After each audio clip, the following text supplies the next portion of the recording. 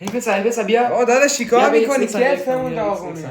بفهم. میخوام اینو بگم، من دیشب رفتم فیلم ببینم، فیلم سوپری.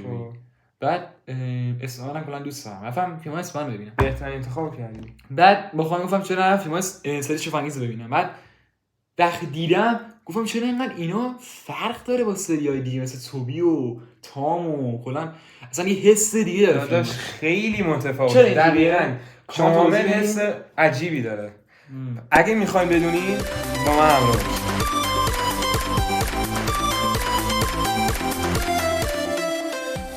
Welcome everybody to Play and Watch channel. This is the Sider and you're watching the Watch playlist. بچه‌ها امروز ما بریم با هم 10 تا از اصلی ترین تفاوت‌های سری فیلم شگفت‌انگیز رو با اسپایدرمن دیگه ببینیم. پس اگه مشتاقین بریم ببینیم چه تفاوتی در انتظارمون. خب بریم ببینیم کوچکترین تفاوت سری فیلم‌های امیزینگ اسپایدرمن با دیگر فیلم‌های اسپایدرمن چیه.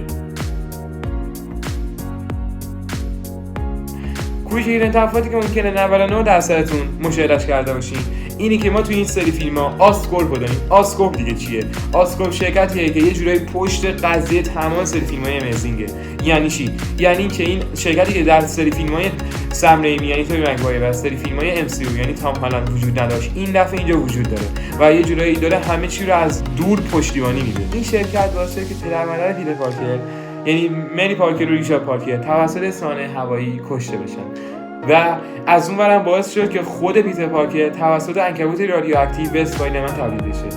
همینطور باعث خلق شدن خیلی از خبیثای اسپایدرمن تو این سری امیزینگ میشه. البته این ایده که آسکورپ پشت همه چیز باشه یه جورای الهام گرفته شده، چون که ما میدونیم که در سری کامیک‌های اولتیمیت اسپایدرمن این ایده بوده. شرکت آسکورپ باعث وجود آمدن خیلی از خبیثای این فیلم شده، یعنی همین الکترو، همین لیزارد یا حتی هری. چی شد که هری تو فیلم به وجود اومد؟ بریم سراغ شماره 9. شماره 9 در مورد کاراکتر فلش تامپسون. فلش تامپسون در سری فیلم‌های امیزینگ تغییر خیلی آنچنانی داشته. این کاراکتر از اونجایی که ما یادمونه تو سری فیلم‌های توبی مگوایر سم ریمی یه شخصیت خیلی کلیشه‌ای داشت که باعث شد تمامی هواداری جورایی ازش خیلی متنفر بشن. یا توی سری فیلم‌های ام سی یو خودمون تام هالند فلش تامپسون یه بچه پولدار ولی توی سری فیلم‌های امیزینگ فلش تامپسون ما یه جورایی با بقیه فرق داشت. این فلش تامپسون اوایل فیلم هی میومد پیتر رو اذیت میکرد، به صورت قلدون هی پیتر رو اذیت میکرد و روی مخ تمامی بود. بعد از روند فیلم این کاراکتر تغییر میکنه، یعنی بهتره بگم که بعد از اینکه عموبن پیتر کشته میشه فلش سعی میکنه که با پیتر دوست بشه. حتی آخر فیلم امیزینگ 2 هم فلش لباس اسپایدرمن میپوشه که به پیتر نشون بده که اون الان یه جورایی طرفدارشه. بریم سراغ تفاوت 8. تفاوت 8 در مورد پدر مادر پیتر پارکر یا همون مری و ریچارد. مری و ریچارد یه جورایی قبل از سری امیزینگ هیچ اشاره‌ای بهشون نشده بود توی فیلم‌ها. توی سری فیلم‌های توبی ما فقط عموبن و زن عمومه رو دیدیم، ولی توی سری فیلم‌های امیزینگ ما یه جورایی فهمیدیم که چی به سر پدر مادر پیتر پارکر اومد. اونا توی یک سانحه هوایی پلین کرش کشته شدن. وقتی که اونا از پیتر پارکر 4 ساله وقتی که بچه بود خداحافظی کردن و اونو به زن عمومه و عموبن سپردن. همچنین مثل اینکه رازهای خیلی مخوفی در مورد این والدین اسپایدرمن وجود داره، چرا که پیتر توی فیلم امیزینگ 2 سعی میکنه که جورایی این رازهای پدرش رو کشف کنه و ببینی که چی شده و چه بلایی به سرش اومد. همچنین یه چیز خیلی جالب در مورد این سری فیلم‌های امیزینگ وجود داره. بهتره بگم که اصلا تبدیل شدن پیتر پارکر به اسپایدرمن توی این سری یه ذره با بقیه فیلم‌ها فرق میکنه. خب ما از اونجایی که میدونیم اسپایدرمن تصادفاً یه آدم معمولیه که تصادفی قدرت فوق بشری پیدا میکنه، ولی توی این فیلم پیتر پارکر تصادفاً به عنکبوتی یا همون اسپایدرمن خودمون تبدیل نشده بود. الان شاید هنگ کنید بگید یعنی چی تصادفی؟ ریچارد پارکر هم پدر پیتر پارکر توی شرکت آسکورپ وقتی که داشته کار میکرده دی ان ای خودش رو وارد عنکبوت رادیواکتیو میکنه و جز پسر خودش یعنی پیتر پارکر هیچ آدم دیگه ای نمیتونست قدرت فوق بشری اسپایدرمن رو پیدا کنه. همینطور هم در سکانس پایانی امیزینگ 2 یه سکانس حذف شده وجود داره. وقتی که پیتر پارکر بعد از مرگ گوئن میاد سر قبر و خاکش، پدرش یا همون ریچارد پارکر به صورت خیلی ناگهانی پیداش میشه و شروع حرف زدن با پیتر میکنه. میریم سراغ گزینه هفتم. توی گزینه هفتم میخوام در مورد این صحبت کنم که پیتر پارکر یه جوری مقصر اصلیه. اون در به وجود آمدن کل این ویلونا نقش داشته.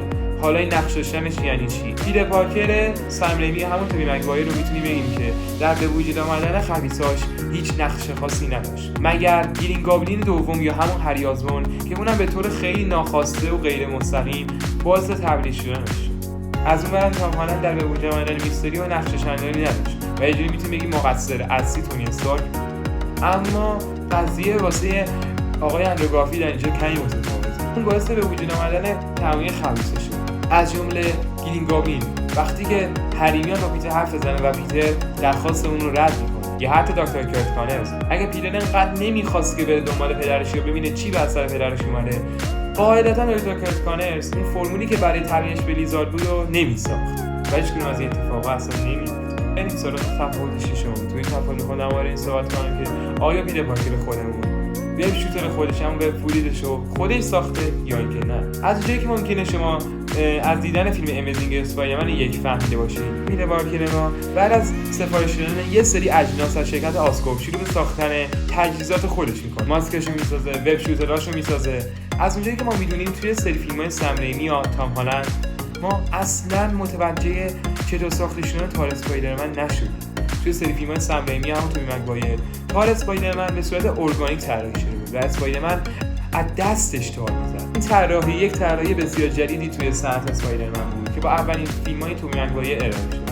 اما در سری فیلم‌های تام هالند هم اسپایدرمن هیچ وقت بهش اشاره نشده چگونه تارش رو خودش می‌سازه. فقط یه سکانس ما داریم که او توی آزمایشگاه در حال قاطی کردن پلیمرهای مختلف برای ساختن تارنگ بوده. همینطور هم مایه درونی تار اسپایدرمن توسط کامیکا هیچ وقت به ما کامل گفته نشد و وقتی که سری فیلم‌های امیزینگ اسپایدرمن منتشر شد تمامی هوادارا خوشحال شدن و با خودشون فکر کردن که اسپایدرمن قراره وب فیلد خودش رو مثل کامیکا بسازه و همینطور هم شد. اندرو گارفیلد داستان ما خودش این کارو میکنه، البته با یه سری تفاوت کوچولو. اون از شرکت آسکوبی سری اجناس رو درخواست میکنه که با اونا میاد تار عنکبوت خودش رو به صورت خیلی مهندسی بهتر بگم معکوس میکنه و میتونه از این به عنوان تجهیزات خودش برای ساخت وب شوتراش استفاده کنه. همینطور هم یه سوال خیلی عجیب برامون مطرح میشه، شاید اصلا نتونین حل کنین اینو، ولی خیلی عجیبه این که وقتی که اسپایدرمن به شرکت آسکورپ این اجناس رو سفارش میده، چرا شرکت آسکورپ به خود پیتر پارکر مشکوک نمیشه که اون اسپایدرمن؟ دیم تفاوت پنجم جالبه که در سری فیلم‌های توبی مگوایر سم ریمی اسپایدرمن هیچ وقت سلاحش زیر ماسک تغییر نمیده و حتی تمامی خبیثای اسپایدرمن هم هیچ وقت متوجه پیتر پارکر بودن اون نشده بود، در صورتی که والچر از صدای پیتر پارکر تونست تشخیص بده که اسپایدرمن کیه. اما اسپایدرمن اندرو گارفیلد تنها اسپایدرمنی بود که صدایش زیر ماسک تغییر داد. اون می‌خواست که با اسپایدرمن دیگه متمایز بشه و یه جورایی خودش رو تغییر بده. وقتی که اون پیتر پارکر رو با وقتی که اون اسپایدرمنه، اون دوست داشت که اسپایدرمنش انرژیک‌تر، پرتحرک‌تر و خیلی شوخ‌طبع‌تر باشه و بین پیتر پارکر و اسپایدرمن متمایز بشه. البته این تغییر صدا که دارم در موردش صحبت می‌کنم به اندازه تغییر صدا کاراکتر بروس وین توی بتمن‌ها نیست، اما تو نوبه خودش میتونه هیجان انگیز باشه. کم کم داریم به آخر ویدیو نزدیک میشیم. رسیدیم به گزینه چهارم، جایی که می‌خوایم در مورد این صحبت بکنیم و بحث کنیم که آیا اسپایدرمن از اول قهرمان بود یا خیر. اسپایدرمن از جایی که شما میدونید در سری فیلم‌های تام هالندی همون امسوی خودمون به اینکه چگونه اسپایدرمن تبدیل شد و آیا تراژدی خاصی رو پشت سر گذاشته بتونه اول قهرمان بشه که قاعدتاً سری فیلم‌های تام اینو به ما نشون نداد. ولی در سری فیلم‌های امیزینگ اسپایدرمن ما یک بخش خیلی تاریکی از اندرو رو میتونیم ببینیم، چیزی که در دو اسپایدرمن دیگه نیستش. بخش تاریک منظورم چیه؟ اینکه بعد از مرگ عمو بن پیتر سعی میکنه که به هر روشی که شده دنبال قاتل عمو بن بگرده. حتی شاید بگم به این دلیل میاد وب شوتر رو تجهیزات خودش رو میسازه و بتونه قاتل عمو بن رو پیدا کنه. این هستیم به گزینه سوم، جایی که در این گزینه بهتون بگم اونم مرگ گون استیسی. تقریبا در 80% مواقع توی فیلم اول قهرمانی سوپر هیرو یا حتی کامیک بوکا این شخصیت اولیه جورایی میتونه که عشق خودش رو نجات بده، ولی خب در فیلم امیزینگ 2 این اتفاق نمیفته و از اینجایی که خودتون ادامه‌اش رو میدونید گون تو دسته پیتر جون خودش از دست میره.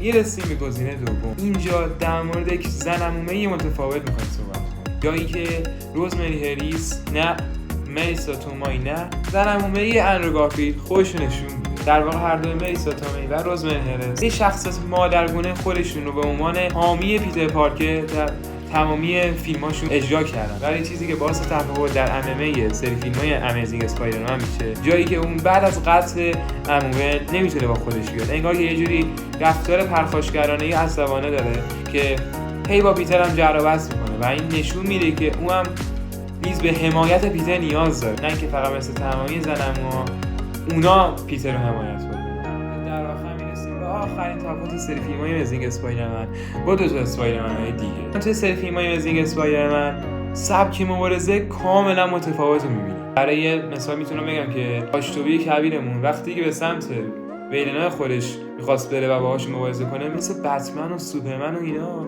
میرفت نزدیکشون با مشت باهاش مبارزه میکرد. ولی خود از سری فیلم‌های امیزینگ اندرو یه طور حرکت آکروباتیک به اصطلاح یا آشفتگی بی‌نظمی داره تو حرکاتش که باعث میشه خیلی خوب جذاب‌تر بشه. خب گایز رسیدیم به آخر ویدیو. مرسی که تا اینجا کانال همراه من بودین. به نظرتون دیگه چه تفاوتی بین سری امیزینگ اسپایدرمن با اسپایدرمن‌های دیگه وجود داره؟